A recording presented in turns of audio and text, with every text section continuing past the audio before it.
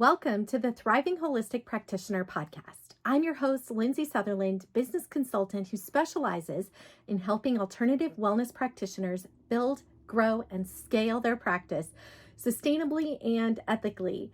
I'm so grateful to have you here. If you're an alternative wellness practitioner who is feeling burnt out and just blindsided by the business side of running a business, then you, my friend, are in the right place. On this podcast, I interview amazing, experienced, holistic practitioners who share all the beans and the glory about their business behind the scenes, the struggles, the way they overcame it, the cool things that worked out for them, and the really important piece, I think, the mindset solutions that they came up with to help keep their head screwed on straight. I know as an entrepreneur, sometimes that alone can feel like the hardest part.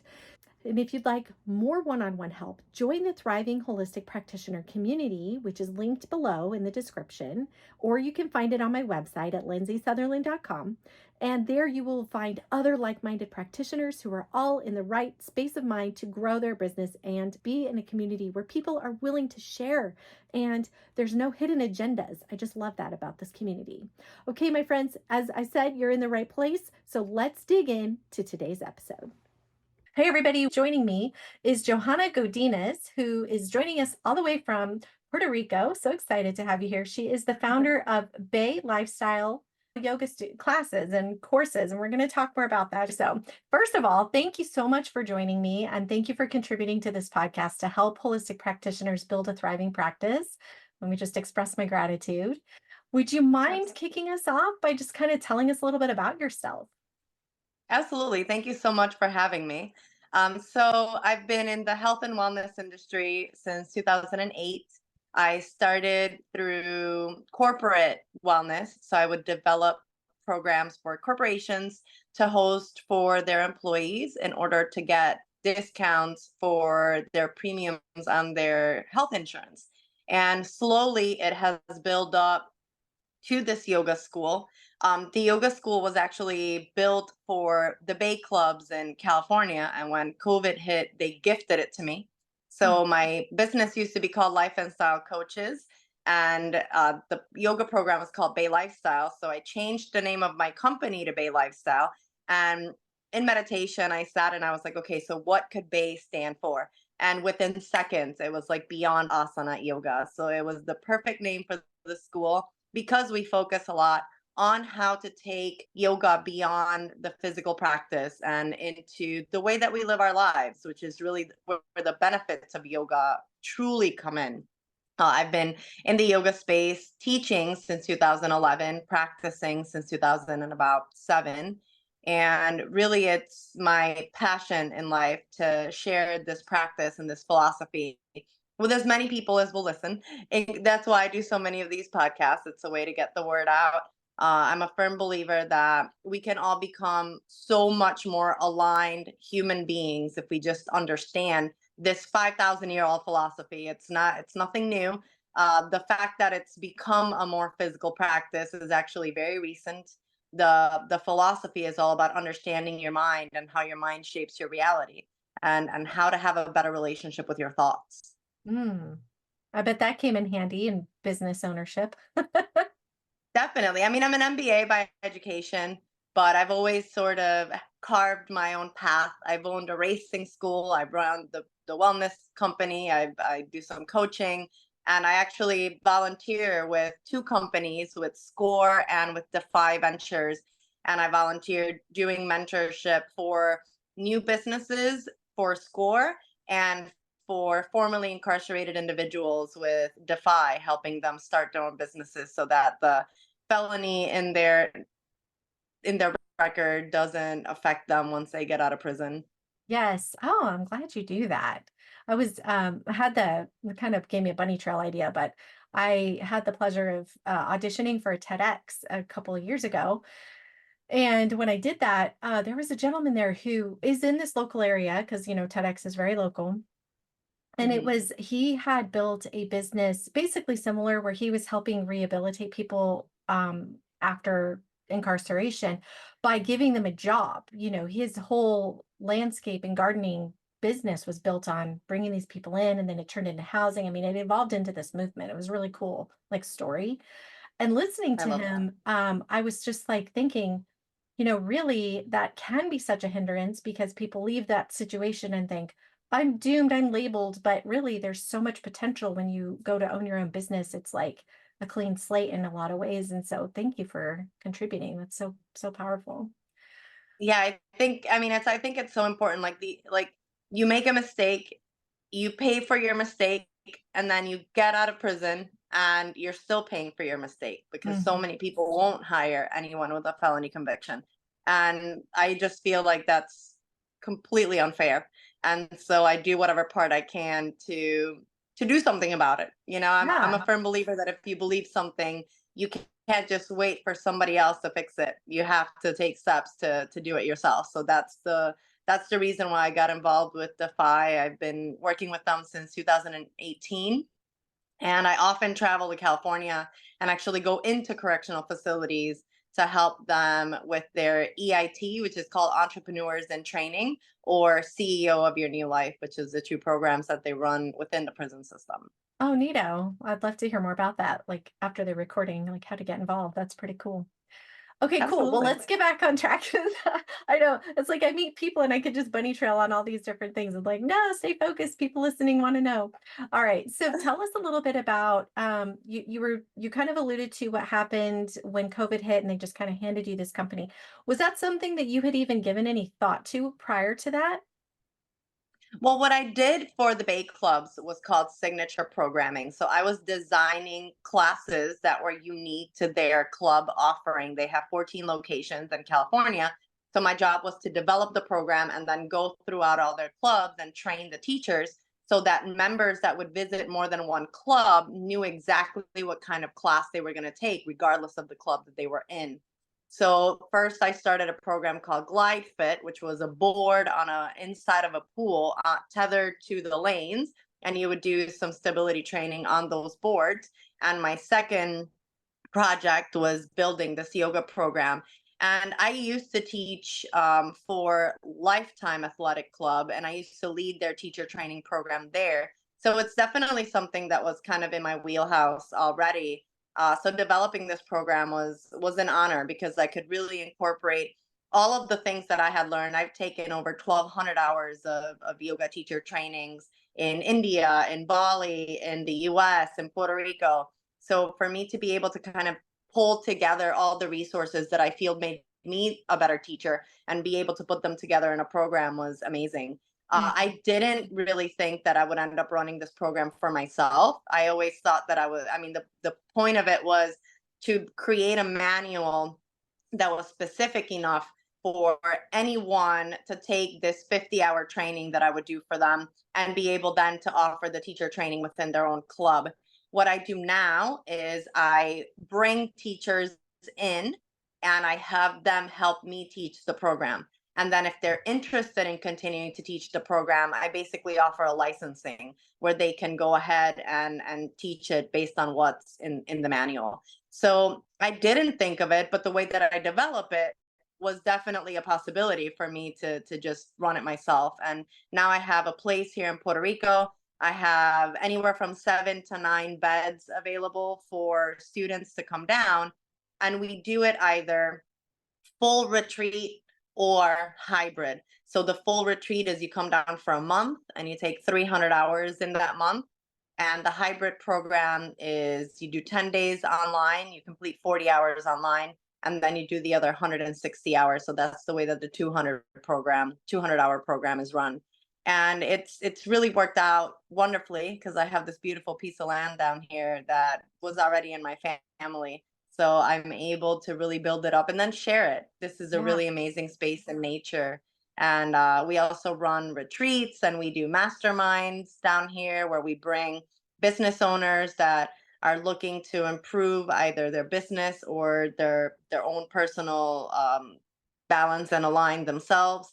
And we offer also those programs down here. So it's opened the door to applying yoga in different ways to really make it so that people can either immerse themselves in the practice and incorporate the lifestyle, use it in a business world, or be able to teach others if that's what they are so inclined to do. Okay, so basically they can either go to another yoga studio and they're considered a certified yoga instructor, so they can get hired essentially or work under their umbrella, or they could just start their Mhm. own, is what you're setting them up for doing. Okay. When you Basically, yeah. Once you take the training, you can start your own if you'd like. Yeah. Okay. So I'm just curious, like going back through your journey when they gifted you this thing and said, "Hey, wow, we appreciate all you've done, but we just can't deal with it. Here you go." What was your first thought? I mean, did you feel overwhelmed? Like what was going on in your head? Like how did you process through that kind of I guess you could say pivot? So I'm a firm believer that the universe guides everything that I do. So I thought as a blessing. I mean, I put my heart and soul for a year and a half to create a program. I got paid to create the program, and then I was giving it to do whatever I wanted with.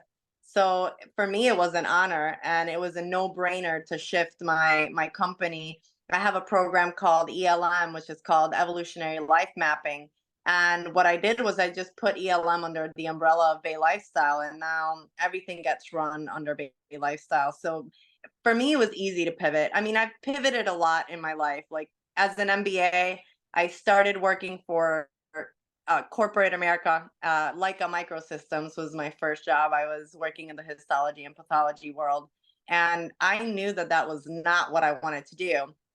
So during lunch, I took my personal training certification. And then, like 3 months after I started that, I was like, okay, I'm leaving. And they were like, but we love you. We want to keep you. And I was like, yeah, but this just isn't my life. So they gave me a 3 month leave of absence to see if I could actually make a career in the health Wow. and wellness space. And I did. Within 3 months, I had my own business. I had studied what I could do to make it into corporate wellness just because I knew that that would be easier than just going into a gym and becoming a personal trainer. That's definitely not what I wanted to do. Mhm.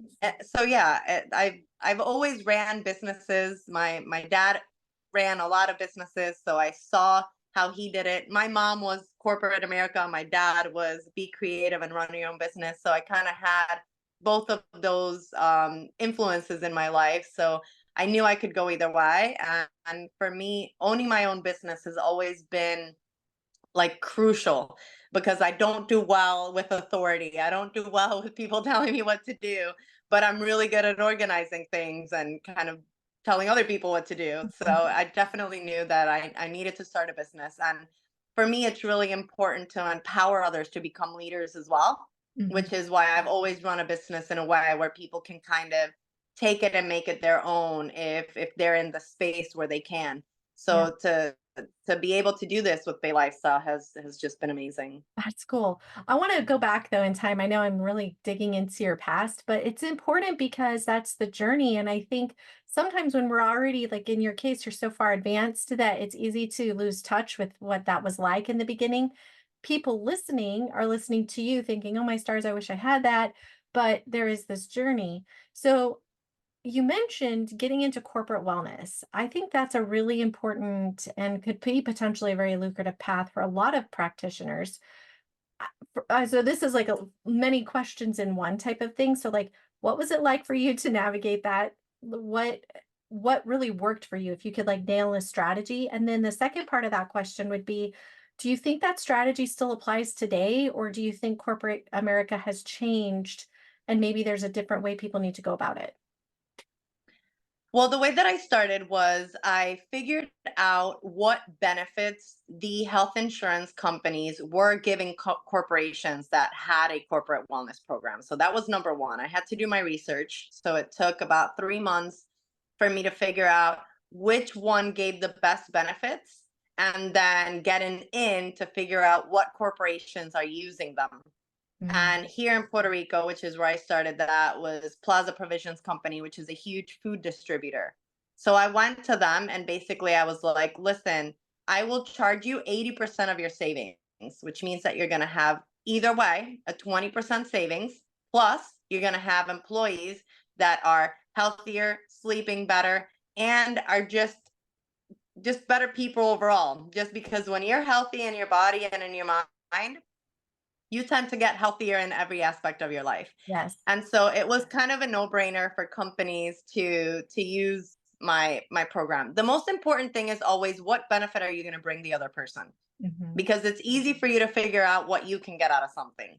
But how are you going to build something or bring something to the table that's going to impact that corporation so immensely that they can't say no? Yeah. And for me, it was the savings and better aligned and healthier employees. And the way that I could measure that was, on day one, I would bring in a dietitian who could prick their finger and test their sugar levels, their cholesterol levels. They would do blood pressure and do all those basic tests. And then I would tell them, if in 3 months I cannot make these people healthier, that's how long our contract will be. What? Otherwise, you sign the contract for another 9 months, and we do year contracts at a time. So basically, I was letting them know that they had a way out. If Yeah. I couldn't, if I couldn't meet the expectations that I had laid out on the table for them, they had a way to say, well, this isn't working for us within 3 months. But I needed at least 3 months, because that stuff doesn't just happen automatically. But within the 3 months, everyone would have better blood levels, because I would teach them a little bit about nutrition. I would teach them, and not so much nutrition as to what to eat, because I am not a dietitian. So here in Puerto Rico, you're not allowed to tell someone what they can or cannot do. But I would educate them on how to read labels, how to make better choices when they're at restaurants, what it means to have a healthy diet. And I would sort of educate them on that.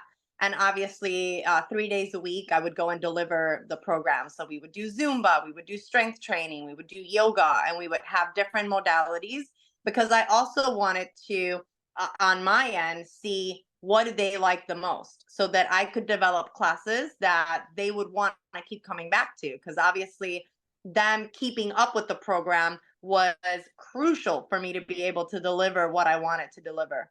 And that's kind of how I set it up. And a lot of different wellness professionals, if they're offering different things, if you can tie that up to how to keep employees happier, how to keep them healthier, how to keep them sleeping better and being more productive at work, corporations will always listen to that, because it's so much harder for you to have new people that you're training that are going through the learning curve than supporting people that are already there, that you already know that they have the knowledge and they have the experience. So if you can find a way for a corporation to keep their employees and keep them happy and keep them there, that's always going to be something that they're going to kind of keep in mind. And then the second part of that question, because the corporate environment has changed a lot, having an option to do an online version of the program for those corporations. I mean, I know personally a company that is saving $6,500 a month just in office space, because what they do now is they meet once a week, and they have one of those like buildings that you just rent an office for the day, Oh, and they yes. just meet there once a week. And those people are already giving you water. They're already giving you electricity. Many of them already have coffee machines and snacks there available. So they're saving, I mean, that's over $65,000 a year that they're saving just in office space. Yeah. So it's definitely something that we have to consider. And this would have been something, I mean, this happened in 2008, but it would have been something that if we had moved online, it'd be an easy transition, because I could have just a computer set up, and whatever I'm teaching the people that are there, people on Zoom can do it as well. So it's something that we just need to get creative. I mean, for me, that's the most important thing in business is, how do you stand out? And you stand out by being creative and doing something that, even if it's slightly different than someone else, when you position it in a way that you highlight those things that make it different, it really makes you stand out, and it kind of makes your voice be heard a little bit louder than the crowds. Right. You're a very brilliant woman. I admire your train of thinking, and I can see why you've gotten where you have in life. I have a kind of a mindset question for you, because Sure. you're very obviously you're a very confident woman. You've got a lot of um poise, the way you carry yourself, and you come across like to an outside person like, oh, she's so confident. I can never do what she's doing, that kind of thing. But I think sometimes, and this is actually a question because I also experience that where people will think it's because I'm confident that I do things. But I always say it's not so much confidence, it's just bravery. It's more or less having the courage to walk in that path, even though it feels scary. I mean, what was that like for you? Did you ever have moments of like, are they even going to take me seriously? Is this something I really can do? Did you experience that? And what did you do to like keep moving forward? I definitely experienced that because I've always looked really young. I'm 41, and even now people think I'm a lot older. I had a client a few days ago who is a brand new client who was a referral from another client. And when I was speaking to her, she's like, "But how can you know this? You're so young." And I'm like, "Well, I'm 41. I've been in this industry for almost 20 years." So then it's like, wait. So I think if you really know your stuff, like, be confident about what you know. Just do not try to pretend to go into something that you don't know enough about, because you're going to get asked questions, or you're going to get put in a situation where you're not going to really know what to answer, and that's going to take away your credibility. So I feel like just being really knowledgeable of what you're talking about, like keep educating yourself, keep up with the changes that are happening in your industry, in your market, so that you can foresee the things that people are going to ask you questions about or have doubts about. For me, confidence has been something that I've built over time. I feel like everyone can be confident, but it's like everything else, you need to practice. And for me, it's been just knowing what I'm talking about, like really educating myself in the things that I'm going to talk about, and being honest when I don't know, not trying to pull things out of my sleeve. Fake it till you make it only works if you really understand what you're faking it in. So if you're new to a market, but you really know your stuff, well, you're faking it because you haven't really been in the market for that long. So you haven't had as many clients, or you haven't had as many opportunities to show people what you can do. But if you know your stuff, your confidence is what's going to sell that. And coming from a place, again, of benefiting the other person. Like if you're coming from a place of lack, where I need this, I don't need them to need it, I need it because I'm running out of money, or I need more clients. Other people can see that. That happens a lot. I deal a lot with real estate people, because in real estate, you get so many fluctuations in your industry that the mindset gets affected very often. And if you haven't closed for 12 months, you're in a space of lack. So going out there with clients, seeing that you really need to make that sale, all of a sudden they start thinking, well, is this really the right home for me? Or are they just trying to sell me this home because they need to make a sale? So always coming from a space of, I'm doing this for the other person and I'm benefiting you more than I need to benefit myself, is crucial. So for me, when I start new projects, I always make sure that I have income coming in from somewhere else, even if it's something I don't really love to do. Because if I need the money in order to support me so that the business can thrive at its own pace, not at the pace that I want it to, but at its own pace, then I'm going to need to support myself a different way. So for me, having a lot of different sources of income has been crucial in my ability to start businesses, give up businesses, move away from opportunities that don't align after a while. And so that's always been like the biggest thing for me. So having the knowledge and then having the support that I need from any area of my life in order to let the business thrive on its own, not because I need it to, but because it's growing at the pace that it needs to grow. That's great advice. I love you're filled with wisdom for sure, but that is a good tidbit because I do see a lot of times people put a lot of pressure on themselves to hurry up and then it becomes like like an I'm not good enough thing. I'm not worthy. This isn't working fast enough. It must be me. And I think we just put too much label and pressure on our own self, which then just recreates that cycle rather than just saying like, I like also how you worded it, the business, like it's its own entity.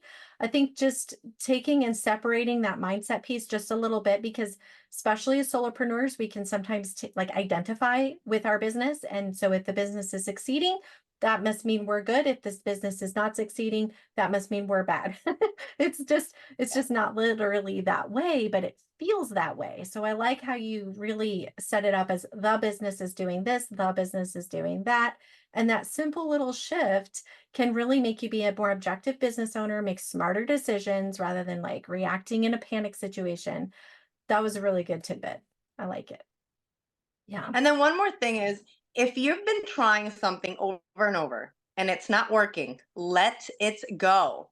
Find different kind of avenues to go about it, because sometimes we also get really stuck on the way that we want it to work. And again, I'm a big believer that the universe guides me.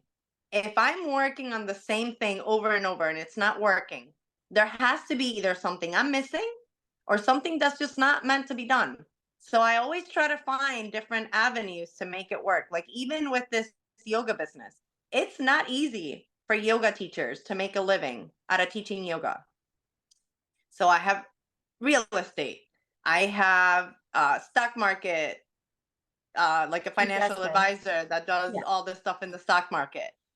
Um, I'm willing to do corporate stuff. I'm willing to do one-on-one stuff. I'm willing to work with clients that don't want to use the word yoga. So I incorporate all of the knowledge of yoga, but I don't call it yoga. I call it something else. I call it ELM. And then that way it's not the woo that most people associate yoga with. So it's also being able to not, again, when I look at it as the business, then I'm not married to anything about the business. I want the business to succeed. So my ideas may be a certain way, but if they're not working, I'm not attached to the way that I want things to work. I want the business to succeed, and I'm going to do whatever it takes for the business to succeed. And you're right. I don't tie the business identity with my own identity. And that's a huge aspect, because when you are down, then your business suffers. And it's actually become something that the person affects the business more than the business affects the person. And Mhm. that's a huge no no when we're business owners, because otherwise our emotions and our personal baggage will be the dooming of the business. And it shouldn't be that way, because what we're going through in our personal lives, like if we have a loss, if we have a breakup, like that shouldn't affect the way that we're running our business, and it shouldn't affect the health of our business. So it is very important to understand that your business is just that, something external from you. It is not you, it is not who you are, it doesn't define you, it doesn't identify you. So it's important for us to see ourselves and have worth of ourselves as people and as individuals. And a lot of that is something that yoga teaches us, is to know ourselves. When we know ourselves, we realize that we identify ourselves with a bunch of things that really have nothing to do with who we actually are. We are not even this body. We are not really this person. We are the observer of this human thing that's happening. How do we know that? Because I can see myself thinking. If I see myself thinking, then I am not the thinker. I am the observer of the thinking. Well, the observer of the thinker can't be the thinker. So, like, yoga kind of teaches you to put yourself outside of this human experience to kind of get to know who you actually are deeper down. And you are not your business. If your business fails tomorrow, that has no weight on you as a person. So it is very important to separate ourselves. And again, it's why I do so many diversified things, because if my business doesn't succeed, I can throw it away and move on. Even though for me that would be very painful, because it is my passion. It Mm. is what I feel my purpose is, but I'm still not going to be attached to that idea, because if it's not what's necessary in the universe isn't going to allow me to keep going with it. So it's also kind of disconnecting yourself so much from this physical experience and getting into a deeper the meaning of life kind of thing. Absolutely. I am actually so grateful to hear you say that. As a business consultant for the last, year and a half, I've noticed that I went into it and I was sharing this on a different episode. My background was in the automotive industry and it was a very masculine energy. I was like the only female manager. And so oftentimes I just felt out of place, or I was trying to somehow find this balance. It was very challenging. Part of what I love what I do is I get to bring both together. But I found that even as a business consultant, promoting myself just as a profit coach, my big focus was helping people be more profitable in their business. I found myself talking a lot about the mindset and the spirituality and, whether that was God or universe, whatever, it didn't matter. It just ties so into our belief systems. And when we are shaping the world with our thoughts, that also means we're shaping our business. And so I think, for me, it's like so cool to hear you say that, because this just is almost confirmation that I'm even going down the right path. It allows me that freedom and flexibility to just embrace that. Yes, it is part of this. And it's an interesting dynamic, because yes, we are not wanting to identify with our business, but we also need to be mindful of the fact that we can influence our business with our identity. Like, it's a two-way street. So it was a great conversation. I love it. Yeah, That's when I first started in this, I had a mentor, and we had a mastermind, and one person kept telling me, you need to be the face of your business. You need to be, and like, I understand that that works for a lot of people, but when I look at the bigger vision of my company, if I am the face of the business and the business is completely tied to me, then it can't grow the way that I want it to grow. Because I want my business to be international, but I can't be offering teacher trainings in 4 different countries at the same time. Mhm. So I need to be able to let it go. So I cannot tie it to my name. Could I be the voice of the business? Well, yeah, especially right now. But if I completely tie it to my identity, then it can't grow more than what I can grow it. And then I'm stifling the business. And Yeah. I'm the one who's making it not be able to grow. So it is a balance that you need to find there for sure. Interesting. So what's the future holding for you? I mean, do you have anything new and exciting on the horizon? And, one of the things is we talked about, like, business unfolds a lot like spirituality. The deeper you go, the deeper you go. And same with our business. It's almost like the higher we go or the more evolved we get, new heights are unveiled, and it's like new and exciting things coming on the horizon. So what's new and upcoming for you? And then what are some challenges, new challenges that you're experiencing, and kind of what you might be going through at this level? Well, I have a lot of programs coming up this year. I have a program starting in April, another one in June, another one in November. I have a retreat in April. So there's a lot of programs going. And I'm actually bringing in a lot of people from other countries, because my goal is for the school to be international, and for other teachers to be able to use this program. And the licensing fee that I offer, like, you can literally pay it off in one program. So I want to make it really accessible, because I do realize that a lot of yoga teachers are hindered in their ability to grow in this industry. And I feel like, I mean, this is a $4 billion industry. There is a piece of pie for everyone to get involved in. And 90% of the people that come to my programs do not become yoga teachers. They come just because they want to understand yoga at a deeper level.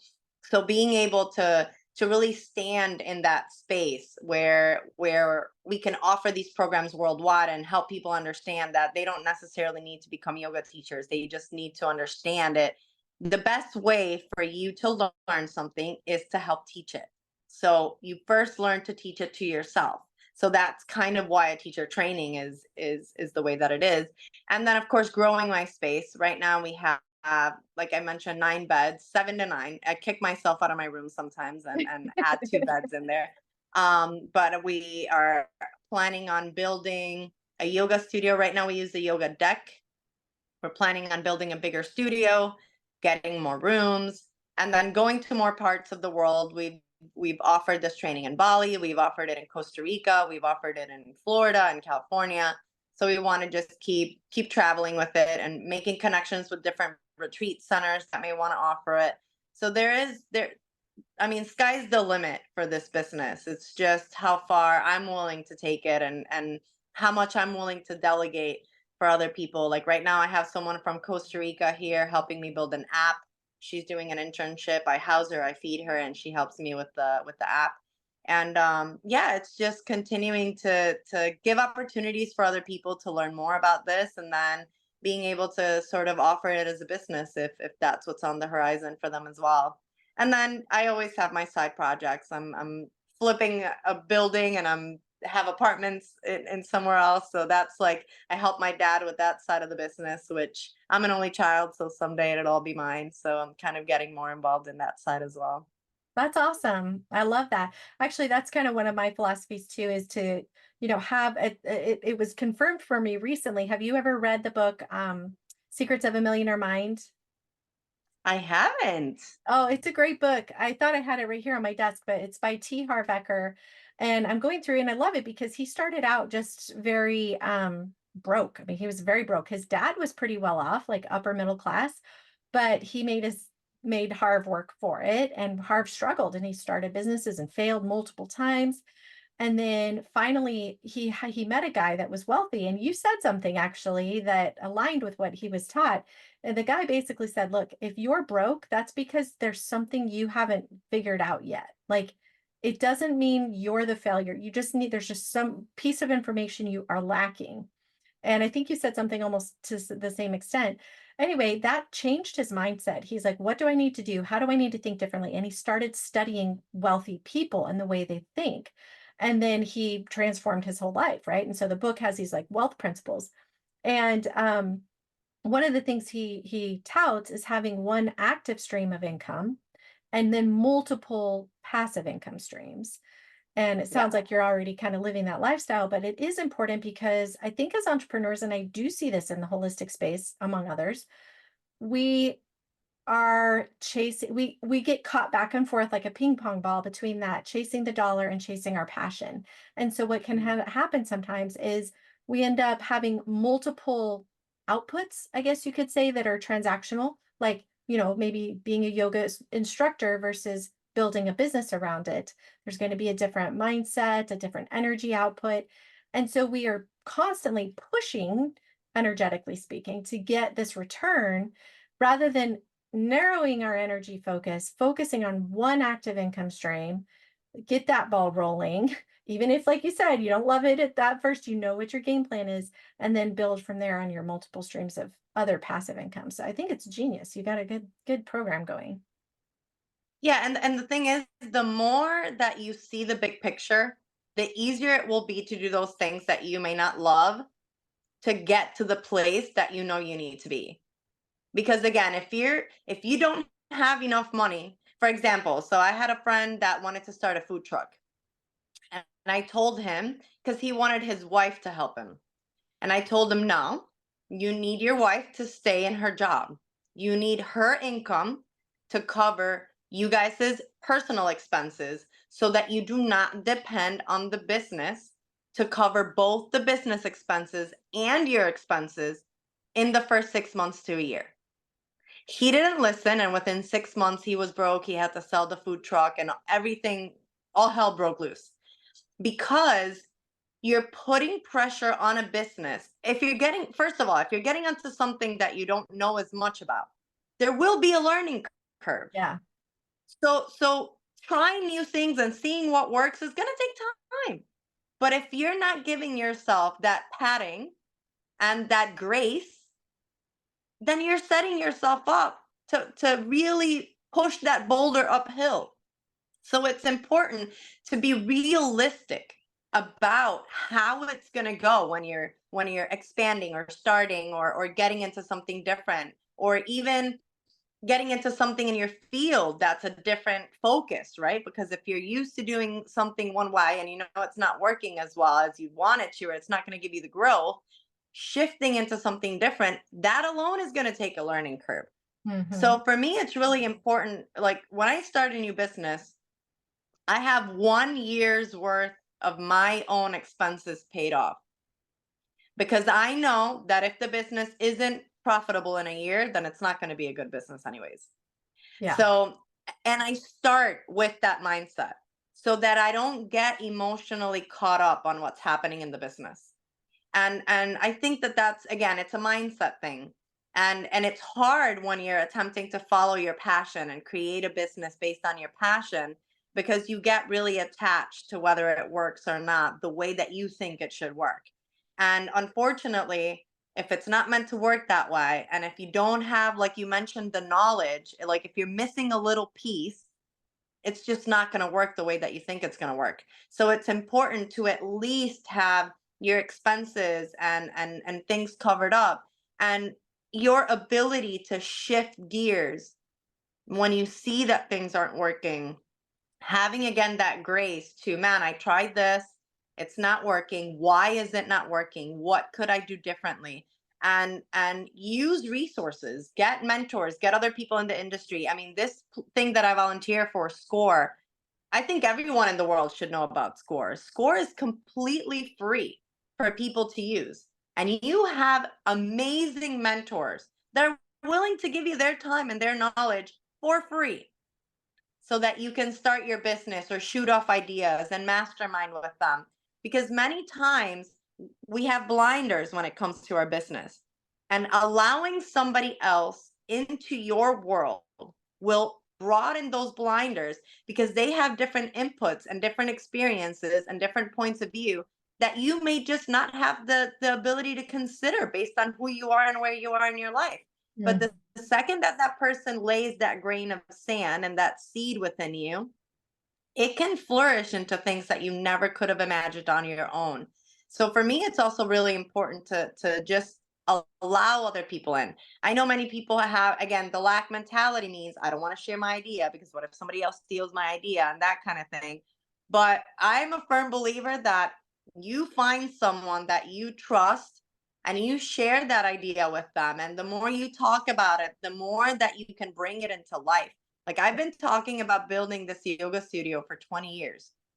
And right now, the way that it's happening, I could have never, ever 20 years ago seen this. That's so Ever. cool. So, and it's again, it's the ability for you to just let things flow and take the opportunities when they come, and they may not come the way that you think. So Mhm. it's being open to opportunities coming, even when it's not exactly the way that you see them happening, and taking advantage of the things that come your way when they come your way. That's really going to help us kind of grow our business in a way that it's sustainable for the business and that it's sustainable for our own energy and our own finances as well. Yeah, so it's so important. I don't think people put enough emphasis on the energy management side of things. They are so focused on, well, and I think too, just imagining that we think we can do more than we can sometimes. And we just don't realize, like you said, there's going to be things that come up and how to handle and prepare for that. Very good. It's been a real focus of mine lately is like my energy output and really organizing my life in a way that um is sustainable and also intentional, because highly intentional. It's just really, it's so much more powerful that way. This is really a great Yeah. conversation. Tell us a little bit more about where people can connect with you and like your retreats. Are those open? Is that a space that anybody can book for whatever they have going on? Or is it just for what you're doing?